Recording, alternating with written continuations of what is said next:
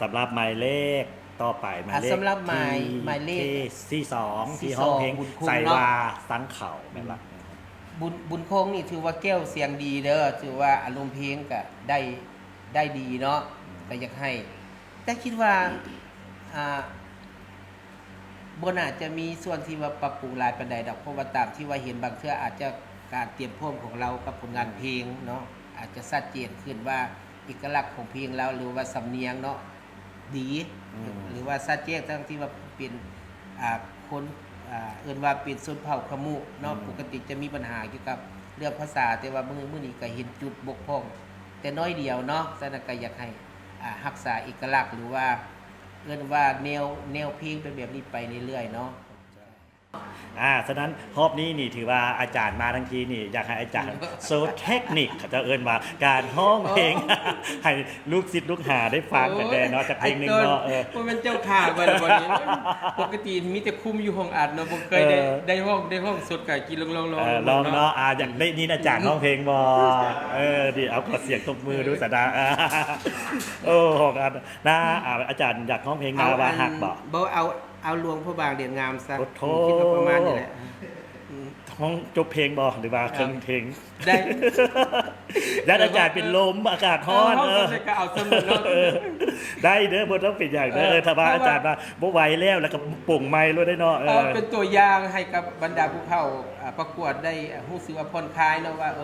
เพิ่นบอกว่าซีติยังฮู้พลาดนักปราชญ์ก็ยังฮู้พลาดพังเนาะสถานการณ์ปรับปรุงหรือว่า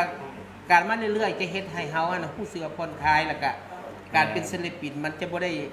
ด้ง่ายเนาะมันก็ยากอยู่นะมันก็ต้องเว้าเกี่ยวกับเรื่องของมานะแล้วก็น้ำเสียงแล้วก็บุคลิกรวมฉะนั้นก็ถือว่าการที่เฮามาพบกันมื้อนี้ก็เป็นบาท9ทำอีกแต่ว่าบ่แม่นบาท9สุดท้ายเนาะเฮายังแก่ย่างไปนํกันถึงสิ้นไซก็คืออยากให้ทุกคนได้ไปสู่จุดหมายหั่นแหละเนาะฉะนั้นก็ลองเบิ่งกับผลงานเพลงนี้เนาะอาจารย์ก็กี่ลองห้องลองเบิ่งเนาะหลวงพ่อบางเด็กงามนี่บ่เฮาสิลองเปิดเพลงให้อาจารย์ฟังก่อนได้ว่าแม่นดีบ่แม่นล่ะถึงแล้วเนาะฉะนั้นให้อาจารย์บุญธม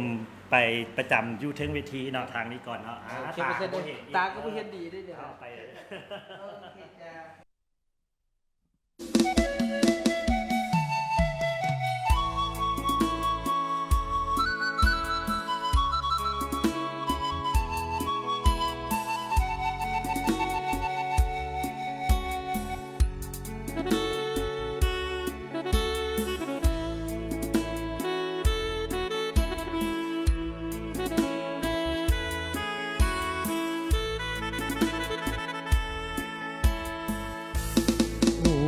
ดินแดนแคว้นแห่งความฝันสวยงามตะการดังหนึ่งเทวันสันสานสมคำลำลือเมืองหลวงพระบางปราสาทเวียงวังแม่ว้าวสะดุดตา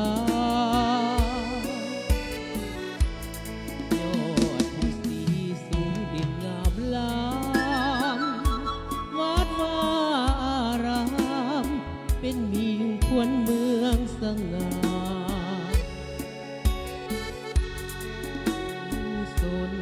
ทั่วไปใจล้วนเมตตาพุทธศาสนานำพาทุกการดินแดนแห่งความวิไลเลี้ยวแลถิ่นใดส่วนจิตใจเบิกบา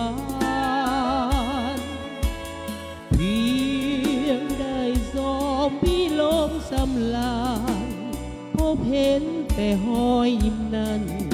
ถ้าฝันซึ้งถึงใจ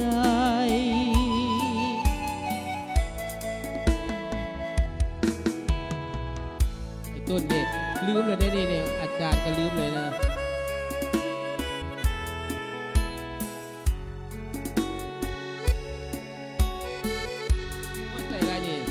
ห้องซอยกันเดินห้องเสร็จแล้วมีค่าความหมายไม่ตีต่อกันอันนี้เป็นตัวอย่างเนาะให้บรรดาน้องๆพูดนะว่าเพ ของกินบ่กินมันก็เน่าของเก่าบ่เรามันก็ลืมเนาะก็คือบ่ได้ห้องโดนล่ะ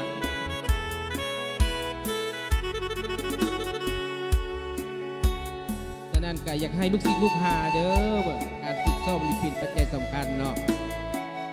อาจารย์ก็อาจารย์นี่เนาะบ่ได้จับไม้ทนก็ลืมคือกัน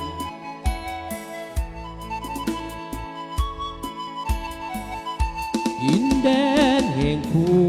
ามวิไลเกี่ยวแลแห่งใด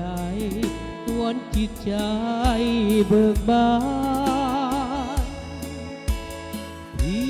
ยงได้สอมพิลมสำลานพบเห็นแต่ห้อยยิ้มนั้นภาพฝันซึ้งตึงใจดินแดนใดใสจะเปรียบเหมือนฟังใจติดเตือนบ่อาจลงเลือนลืมได้ยิ้มนั้นแนบตรึงซาบซึ้งตรึงใจมีค่าความหมายไม่ที่ต่อกันขอขอบใจเด้อสำหรับเสียงตบมือเนาะฝากไว้ก็แล้วกันเนาะกับผลงานของ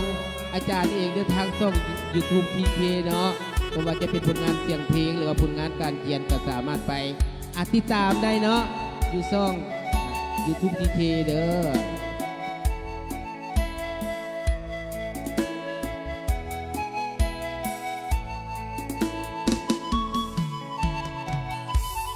ขอขอบใจเด้อสำหรับกระถือว่าถือโอกาสนี่เนาะกำลังผ่านช่วงปีใหม่ไปกะขออวยไซให้พรบรรดาเอิ้นว่าชาวลาวเฮานี่แหละทั่วประเทศทุกเขตทุกแห่งเนาะจงมีสุขภาพแข็งแรงปีใหม่ฟ้าใหม่ปรารถนาสิ่งใดก็ให้ได้ดังความมุ่งมั่นปรารถนาเนาะแล้วก็ขอเป็นหนึ่งแห่งใจให้กับผู้เข้าแข่งขันเมื่อสุขสุขโคนจงประสบผลสำเร็จเนาะในเส้นทางแห่งความฝันของตัวเองขอขอบใจเด้ออาจารย์บุญโทมเนาะนักประพันธ์เพลงดังเลยเนาะเพลงสีสร้างสื่อเป็นเพลงคอยโบเมนนางฟ้าเนาะ10 ล้านกว่าวิวเนาะเพิ่นก็จัดมาแล้วเนาะนอกจากนั้นก็ยังมีเพลงหลายเพลงที่เพิ่นแต่งเนาะไอ้โบเมนพระอินทร์แล้วก็ยังมีเพลงถ้าบ่มีหัวใจบอกหลายเลยเนาะถ้าว่าเข้าไปซ่องทีเคนี่จะเห็นเลยเนาะ YouTube ทีเคจะมีชื่อบุญถมพันธมารีนี่แต่งเป็นส่วนใหญ่เลยเนาะแล้วนักห้องที่ผ่านเป็นนักห้องเฮาก็จะได้รับผลงานอาจารย์บุญถมไปห้องเช่นเดียวกันเนาะเขาอันนั้นเพิ่นไว้แล้วเนาะอาจารย์ต้องได้สวยแต่งสวยปั้นสวยโปรดิวได้เด้อเพิ่นก็รับปากเนาะผู้ใดจะเป็นคนแรกเนาะขึ้นกับท่านผู้ชมแล้วเนาะเป็นคนตัดสินเด้อมืออื่นเนาะเขาจะเอาคลิปของน้องๆหันลงแล้วก็เข้าไปแซ่ไปส้มไปแนะนำไปตามนิติเตียนไปอย่างใดก็ได้เนาะเพื่อให้น้องๆได้มีการพัฒนาเนาะถ้าว่าคลิปแตก100,000 วิวจะได้ไปเลย10 คะแนนและอย่าลืมอีกช่องทางหนึ่งที่เป็นช่องทางที่ง่ายเนาะนั่นก็คืออุดหนุนน้ำดื่มที่เคซาวลาวซอยน้องๆเนาะเพราะว่าน้ำเขาก็กินทุกมื้ออยู่แล้วเนาะถ้าว่าอุดหนุนซอยน้องก็จะเป็นคะแนนของน้องๆนั่นเองเนาะจะซื้อแพ็ค1 2 แพ็คก็จะเป็นคะแนนของหมายเลขนั้นไปนั่นเองเนาะสำหรับผู้ใดที่ว่าอยากสนับสนุนนักห้องลาวก็อย่าลืมสนับสนุนน้ำดื่มที่เคซาวลาวนำสบายดีไปซื้อกำมัน ซื้อน้องกบมณีใกล้ๆดังๆหน่อยนึงน้องกลมสิเป็นนักห้องต้องเว้าดังๆน้องกบมณีเนาะได้หมายเลขยังบ่ทันอันนั้นเนาะเดี๋ยวไอ้ส่งไปน้ำหลังเนาะน้องกบมณีเป็นคนแข่งใด มาจากพงศรี มาจากพงศาลีเป็นคนชนเผ่าบ่ สมพอกมุก ชนเผ่าคุมุคือกันเลยชนเผ่าคุมุแข่งพงศาลีละมาเว้าเรื่องประสบการณ์ในการร้องเพลงถามเฮาเคยผ่านวิธีที่ใส่มาบ่ เคย บ่เคยเลย อันนี้เป็นวิธีแรกบ่ เลย เห็นมูไปแล้วสิตื่นเต้นคือกับเจ้าบ่ บ่เป็นอย่างเด้อท้องได้การร้านถ้าตื่นเต้นยิ้มเนี่ยเนาะมันบ่มีหยังผิดพลาดเนาะอันนี้เป็นการเรียนรู้และนี่แหละสิ่งหนึ่งที่ไอ้ยกย่องก็คือน้ำกล้าแสดงของเขาความกล้าของเขาสิห้องมื้อนี้อยากห้องเพลงหยัง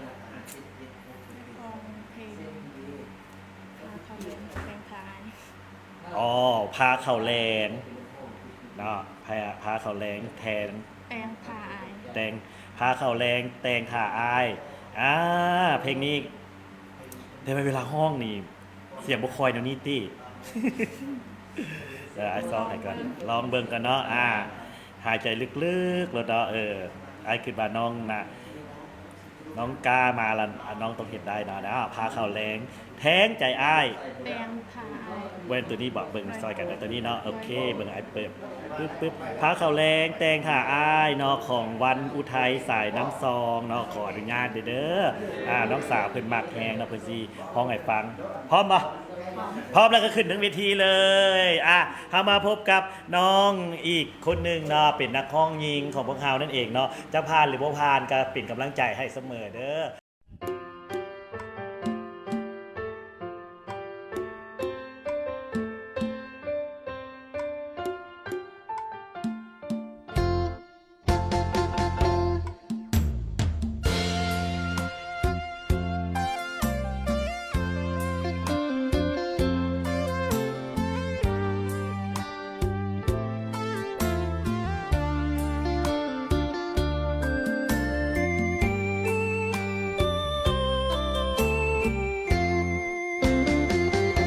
บอกเคยโทษอายที่เหตุให้น้องมีน้ำตาย้อนความรักย้อนคำสัญญาสัจจาวาจาของเฮาแต่กี้นอกจากพ่อแม่น้องหักแท้ก็คือสามีจึงมอบกายถวายชีวิตซื่อสัตย์ภักดีกับอายเรื่อยมา น้องเองก็หูอาจเจ้าสู้นอกใจลูกเมียได้เงินมาคิดเราเมาเบียบ่สนใจเมียคนคอยห่วงหาฝนตกฟ้าห้องอ้ายปล่อยให้น้องจมกองน้ำตาเหียดหัวใจเหมือนถึกว่าพาหน้าที่พันยาได้แต่ทำใจ ขอถามได้อายมีสุขหลายแล้วบ่ชีวิตหูบ่ว่าอายเฮ็ดผิดสินธรรมระเบียบกฎหมายเมียก็เป็นคนความอดทนจำกัดเด้ออายหลายเทื่อแล้วที่ให้อภัยยามใดอายสิเปลี่ยนแปลง ว่าต้องสัญญาให้ดินฟ้าสวยเป็นพยานขอเพียงอายตั้งใจเหตุงานกับเพื่อนกับสานทุกมือยามแลงหักเดียวใจเดียวบ่เล่าบ่เที่ยวให้น้องเล่าแรงน้องจะคอยเฮ็ดพาเข้าแรงคอยท่าพัวแพงเข้าห่วมกัน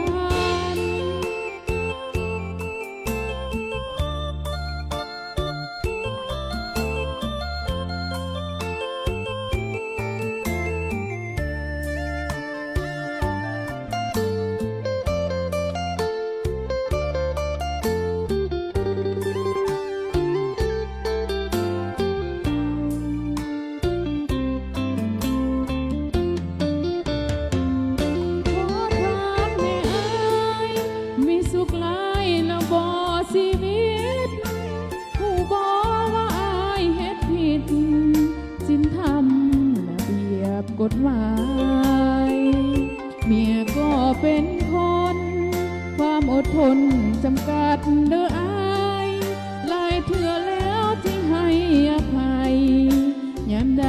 อายสิเปลี่ยนแปลงบ่ต้องสัญญาให้ดินฟ้าสวยเป็นพยานขอเพียงอายตั้งใจเหตุงานกับเพื่อนกับสานทุกมือยามแลงหากเดียวใจเดียวบ่ล้อบ่เที่ยวให้น้องละแวงน้องจะคอยเฮ็ดพาเข้าแรงคอยท่าพัวแพงกินข้าวร่วมกัน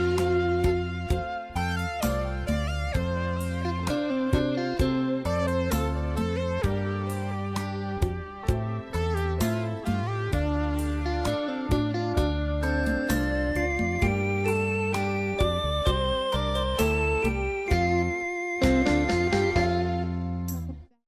สุดท้ายแล้วเนาะมา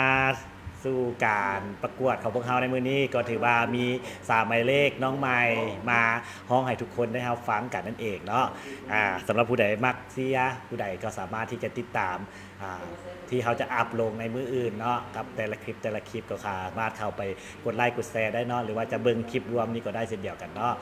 สำหรับมื้อนี้ก็ถือว่าเวลากับยับเจ้ามอเข้ามาแล้วเนาะก็ถือว่าสำเร็จผลไป และอาทิตย์หน้าเขาจะกลับมาอีกเทื่อนึงเนาะมื้อนี้เขาลองไล่วันอาทิตย์เนาะถ้าว่าได้ผลเขาก็จะกลับมาวันอาทิตย์อีกแต่ว่าอาทิตย์หน้าจะเป็นมื้อใดเนาะต้องติดตามกันแล้วกันเด้อแล้วเขาจะแจ้งลงทางเพจนั่นเองอย่าลืมเนาะมักผู้ใดฮักผู้ใดหรือว่าอยากสนับสนุนค่ายเพลง GK สาวลาวอย่าลืมนำดื่ม GK สาวลาวของพวกเขาเนาะแพ็คน้อยเพียงแต่40,000 กีบเนาะแพ็คใหญ่37,000 กีบเนาะซื้อไปไว้เฮือนซื้อไปไว้ดื่มไลฟ์เฮ็ดให้สดชื่นสดใสตลอดเวลาโดยเฉพาะเป็นตะคองต้องดื่มหลายๆนั่นเองเนาะ